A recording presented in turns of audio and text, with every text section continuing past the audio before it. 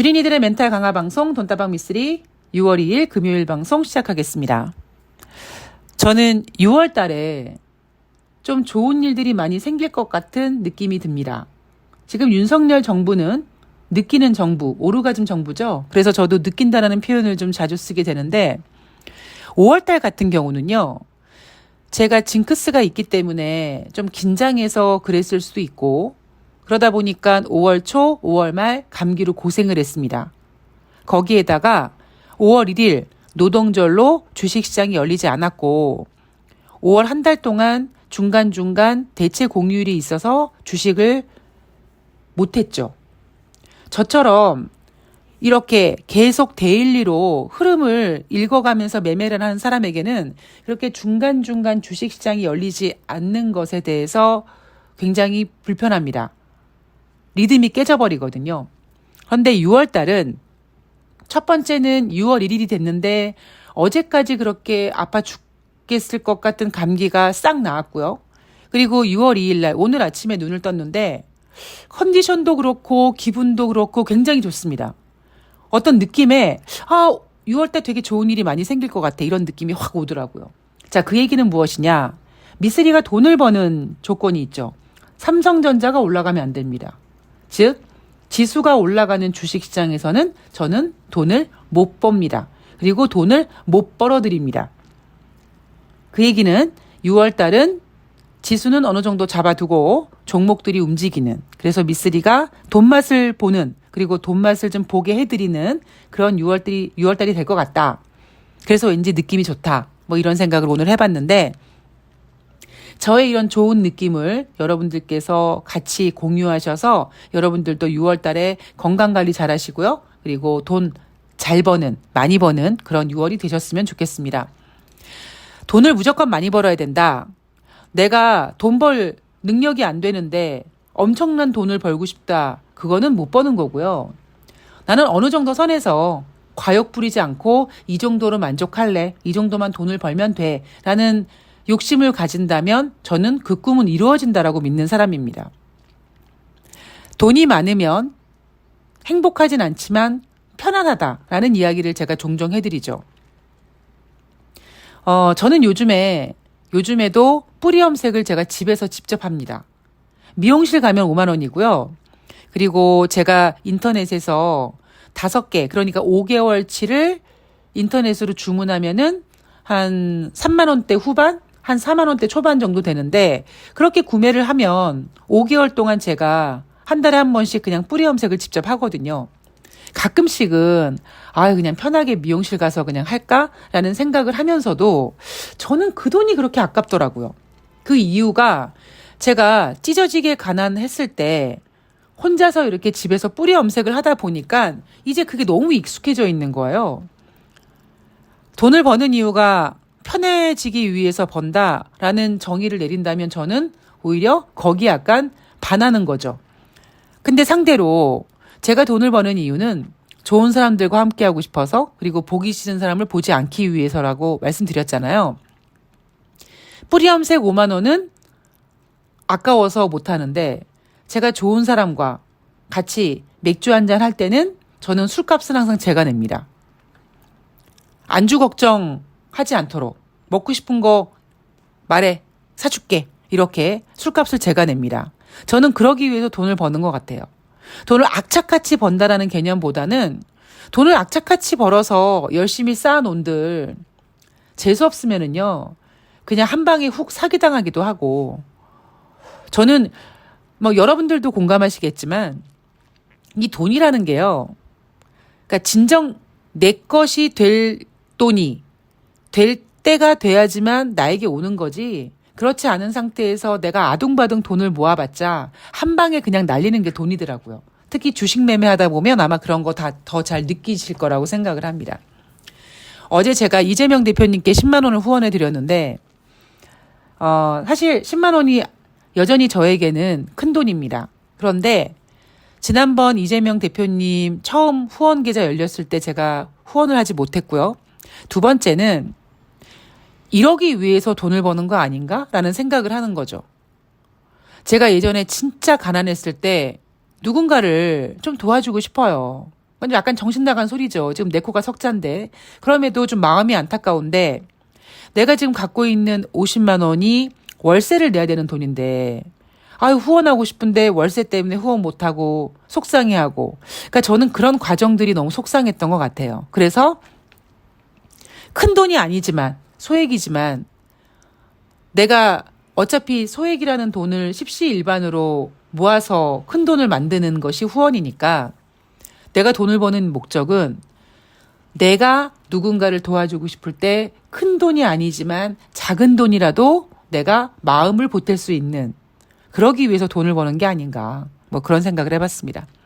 그래서 여하튼 6월 달에 돈도 많이 벌고 건강도 챙기고 그리고 멘탈도 챙기는 그런 돈다방이 될 수 있도록 열심히 노력을 하겠습니다. 자, 6월 1일 목요일 뉴욕 증시는요. 3대 지수가 모두 상승했습니다. 다우지수가 0.47%, S&P 500이 0.99%, 나스닥이 1.28% 상승했는데요. 뉴욕 증시가 상승한 이유가 부채한도 법안이 하원을 통과했다. 그리고 6월 5일 엑스데이트 전에 상원을 통과해서 대통령이 서명할 것이다. 라는 이야기가 나왔죠. 물론 오늘 아침에 뉴욕에서 워싱턴에서 들려온 얘기는 뭐 상원에서 의원 몇 명이 뭐 반대를 하네 마네 하지만 다 의미 없는 소리고요. 시간이 지나고 보면 이 부채한도 협상 이 이슈가 얼마나 웃긴 협상인지 아마 좀 여러분들도 느끼실 겁니다. 제가 그런 얘기 해드렸죠. 미국은 쓸 카드가 많다. 예. 미국이 디폴트 시키겠습니까? 정치적인 어떤 논쟁으로 인해서 최악의 경우 셧다운까지는 갈 수 있을지 모르겠습니다만 셧다운도 이미 예전에 우리가 한번 경험해 봤었었고요. 그리고 셧다운이 되더라도 셧다운 기간 동안 계속 협상이라는 걸 하기 때문에 결국 이 부채한도 협상이라는 거는 안 될래야 안 될 수 없는 그런 해피엔딩의 결과가 있었어요. 그런데 그거를 중간에 뭐 미국이 디폴트가 될 수 있다는 둥 뭐 부채 한도가 안 돼가지고 뭐 미국이 신용등급이 강등된다는 둥 난리 부르스를 쳤죠. 그리고 그 의미 없는 이슈들 때문에 정말 많은 투자자들이 마음을 조마조마하게 했습니다. 제가 이 부채 한도 이벤트 이 부채 한도 이슈가 터지자마자 제가 가장 먼저 해드렸던 얘기가 뭐냐면 미국은 쓸 카드가 많다. 디폴트까지는 가진 않을 것이다. 최악의 경우 셧다운인데 그것도 경험해봤다. 뭐 그런 이야기를 계속 해드렸습니다. 그런 그림을 그려놓고 조 바이든 대통령, 그 눈구렁이 조 바이든 대통령이 투자자들이 불안해할까봐 어떻게 시장을 안정시켰는지 G7 정상회담 가기 직전에 결렬된 협상을 두고 에어포스원 타기 전에 디폴트 되는 일이 없을 것이다. 당연히 미국은 디폴트 되는 일이 없죠. 근데 투자자들은 그 조 바이든 대통령 한마디에 흥분하고 또 협상이 결렬됐는데 뭐 실무자들이 계속 협상을 한다고 얘기하고 계속 그런 식으로 굴러온 겁니다. 자, 어쨌든 이제 주식시장에서 뉴욕 증시에서 미국의 부채 한도 협상이라는 이슈는 이제 사그라들고요. 이제 그 다음 이슈가 바로 6월달 FOMC 회의인데 사실 제가 제일 걱정하는 부분이 바로 이런 부분입니다. 제가 어렸을 때요. 우리 할머니가 판피린이라는 그 해열 진통제를 자주 드셨습니다. 물론 사실 저도 이번에 감기 앓을 때 이제 편의점에서 판코를 사가지고 이제 먹었는데 저는 지금도 기억나는 게 뭐냐면 저 어렸을 때 눈이 하얗게 내리는 겨울이었습니다. 그런데 할머니가 이제 저에게 동전을 주워주면서 약국에 가서 판피린을 사와라라고 심부름을 시켰는데 판피린을 사러 내려가는 그 중간에 그때 이제 남자아이들이 한 3-4명이 저한테 오더니 야, 내가 신기한 거 보여줄게. 그러면서 제 앞에서 막 도깨비 실을 막 보여주는 거예요. 그럼 너도 한번 해봐 이러면서 막 도깨비 실을 막 이렇게 늘어뜨리고 그런 어떤 액션들을 막 취하더라고요. 저도 막 미친 듯이 도깨비 실을 막 보고 구경하고 신기하다고 하고 저도 막 한번 해보고 너도 한번 해봐 그래서 저도 도깨비 실을 막 만지고 그랬는데 나중에 정신 차리고 봤더니 제 손에 동전이 없는 겁니다. 그러니까 그 남자 꼬맹이들이, 저는 더 꼬맹이였죠. 그 남자애들이 너도 한번 이거 해봐. 그리고 도깨비 실을 제 손에 주워주면서 제 손에 있었던 동전을 가져간 겁니다. 제가 왜 이야기를 해드리느냐. 지금 뉴욕 증시는요. 결과적으로 해피엔딩으로 끝날 거였던 미국의 부채 한도 협상을 가장 큰 이슈로 띄워놨습니다. 그리고 이제 부채 한도 협상이 끝나자 그 다음 이슈를 6월달 FOMC 회의로 만들어놨습니다. 근데 진짜 중요한 거를 보여주지 않고 있어요. 그 진짜 중요한 것이 무엇이냐? 그동안 각국의 중앙은행들이 경기 부양을 통해서 돈을 풀었고 회수를 하는 가운데 제대로 회수를 하지 못한 상태에서 코로나가 발생됐고 코로나로 인해서 더 많은 돈을 쏟아부었고 그거를 회수하는 가운데 연준 같은 경우에는 과격한 금리 인상을 했고요. 거기에서 불거진 그 유동성이 어딘가에서 지금 일으키고 있는 그 문제들을 보여주고 있지 않다라는 점. 왠지 모르게 저는 미국의 부채 한도 협상이라든가 아니면 6월달 FOMC 회의 이러한 이슈들로 정말 지금 투자자들이 알아야 되는 글로벌 경제의 실체를 숨기고 있는 게 아닌가 이런 생각을 해봤습니다. 당장 미국을 보더라도요. 미국 경제 지표 좋지 않다고 말씀을 드렸죠. 자, 그런데 미쓰리가 여러분 미국 경제 안 좋아요. 계속 안 좋아요. 이렇게 얘기하지 않습니다. 자, 3월달 경제 지표는 안 좋을 것이다. 왜? 실리콘밸리 뱅크 사태가 있었거든요. 자, 4월달 관련된 경제 지표는 잘 나올 것이다. 왜? 실리콘밸리 뱅크 사태가 크게 확대되지 않았거든요. 거기에 대한 안도감으로 5월달에 발표되는 4월달 관련 경제 지표들은 대부분 잘 나올 것이다라고 예언을 했고요. 그 예언이 착착 맞아떨어지고 있습니다. 자, 지금 6월달인데 제가 그랬죠. 6월달에 발표될 5월달 관련 경제 지표는 어떤 녀석은 잘 나오고 어떤 녀석은 못 나올 것이다. 혼조세로 나올 것이다. 이 혼조세로 나오는 부분에 있어서 연준이 상당히 혼란스러워할 것이다라고 얘기를 했습니다. 그래서 제가 오늘 방송 초반에 말씀드렸죠. 6월달 저는 굉장히 저에게 좋은 일이 많이 생길 거라고 생각합니다. 그 얘긴 즉슨 6월달은요. 6월달 FOMC 회의를 비롯해서 여러 가지 경제 상황이라든가 뭐 하반기 어떤 증시 전망, 경제 분위기 이런 것들이 막 혼란스러울 거예요. 약간 혼돈을 줄 가능성이 높습니다.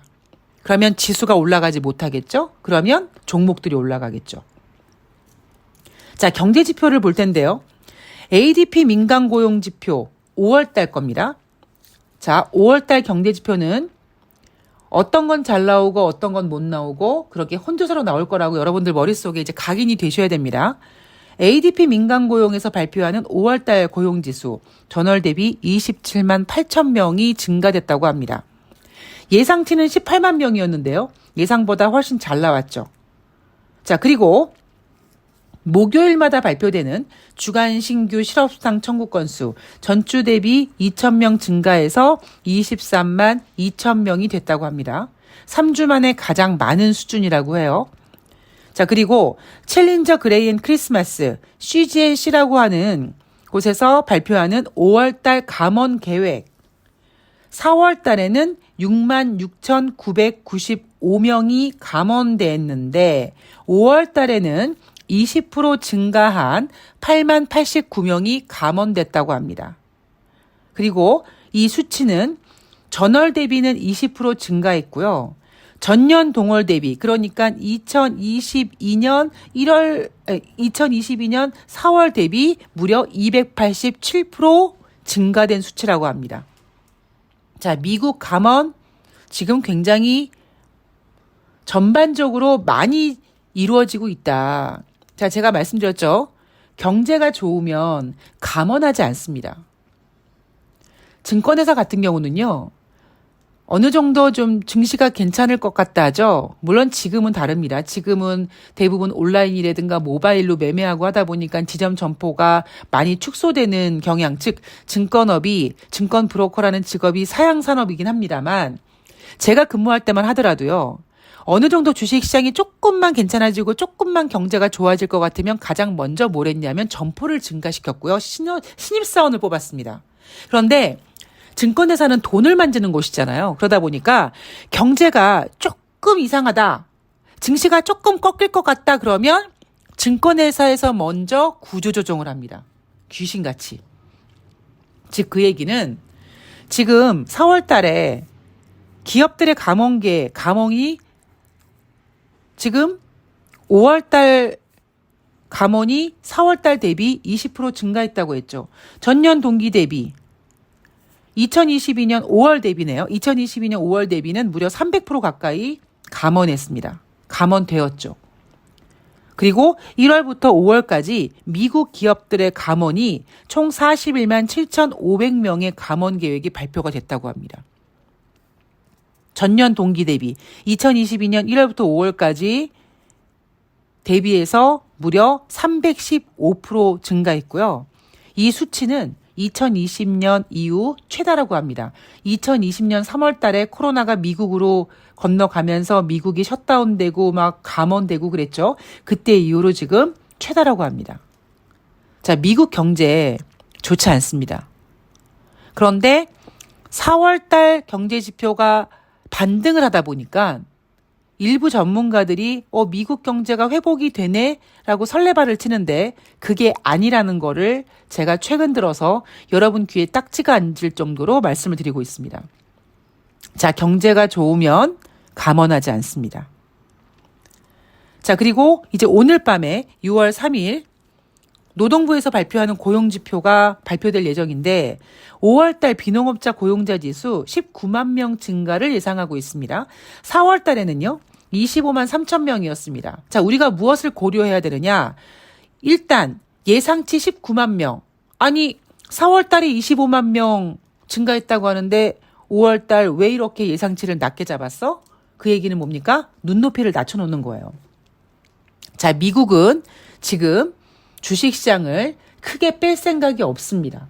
어떻게 해서라도 주식시장에 문제를 일으키고 싶은 마음이 없어요. 그러다 보니까 어닝 시즌에는 예상치, 실적 가이던스를 크게 낮춰놓고 예상치보다 잘 나오면 예상치 부합했으면 기업 실적이 좋았다라고 포장을 하고 마찬가지로 경제지표도 마찬가지로 그렇게 포장을 합니다. 자, 어떤 얘기가 나올 것 같아요? 예상치를 19만 명으로 해놨으니까 19만 명 이상 나오면은 미국 고용이 좋네. 미국 고용이 좋다는 얘기는 미국 경제가 좋네. 미국 경제가 좋으니까 연준이 6월 달에 금리를 인상할 수 있겠네. 뭐 이렇게 소설을 쓰겠죠. 그런데 만약에 19만 명보다 덜 나오면 19만 명 정도만 나오면 뭐 예상치에 부합했네. 뭐 이렇게 나올 가능성이 있습니다. 어쩌면 19만 명에 미치지 못했을 때 예상치에 부합하지 못했기 때문에 고용이 좀 안 좋아지고 있으니까 연준이 금리 인상을 못하겠네 이런 식으로 예쁘게 포장을 할 가능성이 높죠. 여러분 잘 보세요. 요즘 뉴욕 증시 마감 현황 보면은요. 악재도 기가 막히게 예쁘게 포장을 합니다. 예를 들면 미국의 부채 한도 협상 조 바이든 대통령과 메카시 하원 의장이 만나서 협상이 결렬됐어요. 그런데 뭐라고 합니까? 실무자들은 계속 협상을 이어간다. 라는 식으로 계속 희망유를 돌리게 하죠. 그게 뉴욕 증시의 실체입니다. 자, 연준 위원들은요. 이제 곧 블랙아웃 기간으로 들어가는데 이날 같은 경우는 필라델피아 연방은행 총재가 6월에는 금리 인상을 건너뛰어야 된다라고 얘기를 했습니다. 자, 지금 연준 위원들은 6월 달 금리 동결 그리고 7월 달은 경제지표 확인하고 결정하겠다. 6월 달에 금리를 동결하고 앞으로 남은 연준 회의에서 쭉 동결하겠다는 얘기는 하지 못하고 있다라는 이야기 해드리고 있습니다. 자, 6월 달에 만약에 미국이 연준이 금리를 동결하면 증시가 좋아지겠느냐? 이미 반영이 됐습니다. 제가 어제 썸네일에서 말씀드렸던 것처럼 하다못해 지금 뉴욕 증시에서는요. 올 하반기에 연준이 금리를 인하할 수 있어라는 것까지 미리 선반영되어 있습니다. 그럼 가장 큰 문제가 무엇이냐? 제가 앞에서 말씀드렸던 제가 도깨비실로 제가 그 남자 꼬맹이들한테 제 돈을 뺏겼던 도깨비실로 관심을 끌고 제 돈을 뺏어갔던 것처럼 지금 글로벌 경제는 미국의 부채 한도 협상, FOMC 연준의 어떤 회의 뭐 이런 걸로 투자자들을 집중시켜 놓지만 진짜 중요한 거는 그네들이 모르는 건지 말을 안 하는 건지 모르겠습니다만 설사 그럴지언정 우리나라에죠. 자, 그게 무엇이냐? 연준회의보다 더 중요한 건 이제 더 이상 인간이 유동성을 핸들링할 수 없는 그 어마어마한 힘을 발휘하고 있는 유동성이 투자자들이 안도하고 있는 순간 국내 증권사 애널들이 2,900포인트, 3,000포인트를 외치는 순간 어디서 어떤 짓을 할지 모른다라는 거죠. 뭐 예를 들면 이런 거예요. 간단한 예를 하나 드리면 도이치방크가 내년 4분기에 미국과 유럽 기업들의 디폴트가 정점을 이룰 것이다 라는 보고서를 내놨습니다. 물론 내년 4분기예요. 2024년 4분기를 얘기합니다. 미국과 유럽 기업들의 대규모 회사채, 채무 불이행, 즉 디폴트가 임박했다라는 분석을 내놨습니다. 미국 회사채 부도율이 실제로 11.3%까지 치솟게 되면 2007년부터 2008년까지 글로벌 금융위기 때 역대 최고치인 12%까지 근접하게 되는 것이다. 자, 이런 보고서를 내놨지만 언제라고요? 2024년 4분기라고 합니다. 그런데 지금 주식시장은 굉장히 스피드 있게 돌아가잖아요. 제가 어제 새날 방송에서 뭐 푸나님이 만났던 뭐 택시 기사님이 삼성전자가 7만 전자가 됐는데 주식은 6개월 선행한다 막 이렇게 어디서 주워 들어가지고 그렇게 얘기했다고 하지 않았습니까? 그게 제가 주식시장에서 주가는 경기를 6개월 선행한다라는 말은 있었습니다만 지금은 통하지 않는다라고 했죠. 지금은 통하지 않습니다. 그래서 도이치방크가 내놓은 내년 4분기 미국과 유럽 기업들의 디폴트 우려 내년 4월까지 기다릴까요? 훨씬 더 앞당겨질 수 있습니다. 미국과 유럽의 기업들이 될지 남미의 어떤 나라가 될지 아니면 대한민국이 될지 모르는 겁니다. 내가 은행에서 1억을 빌리면 내가 잠을 못 자지만 내가 은행에서 10억을 빌리면 나에게 10억을 빌려준 은행이 잠을 못 잡니다. 지금 유동성이 그런 상태입니다. 그래서 오늘도 여전히 대한민국 코스피 시장은 뜨겁죠. 2,595포인트까지 지금 올라오고 있습니다.